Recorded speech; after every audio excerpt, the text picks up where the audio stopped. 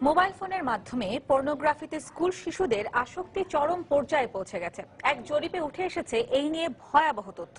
এই অবক্ষয় প্রতিরোধে স্কুল কর্তৃপক্ষের কড়া নজরদারি আর অভিভাবকদের সচেতনতার তাগিদ দিয়েছেন সমাজবিজ্ঞানীরা। ফারাবি হাফিজের অনুসন্ধানী প্রতিবেদন।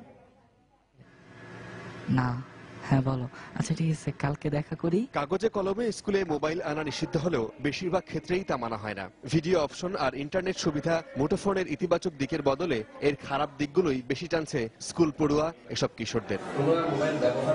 কয়েকটি স্কুলের ক্লাস 8-এ পড়া 100 শিশুর উপর জরিপ চালিয়ে দেখা গেছে এদের মধ্যে 76 জনই নিজের মোবাইল ব্যবহার করে, বাকিরা বাবা মা কিংবা বাসার অন্যদের ফোন ব্যবহার করে। এদের প্রেমের বিষয়টিও চমকে দেবার মতো। শতকরা 44% শিশুর জীবনে আগে ভাগেই চলে এসেছে প্রেম।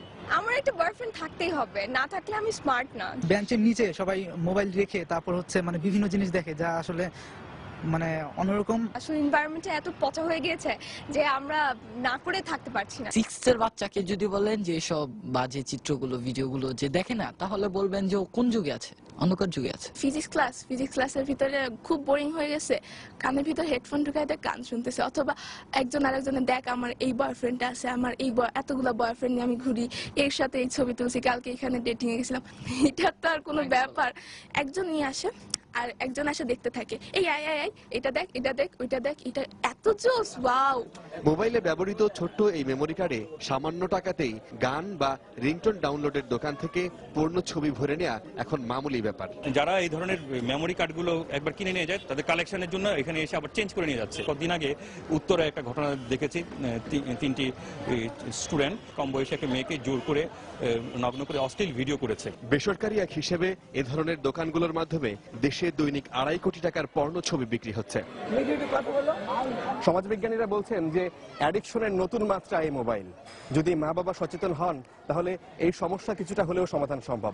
আর প্রিয় সন্তানটি কখন কি করছে সে বিষয়ে মা বাবা যদি খেয়াল না রাখেন তাহলে এই সমস্যা আরো ঘনীভূত হবে ভবিষ্যতে।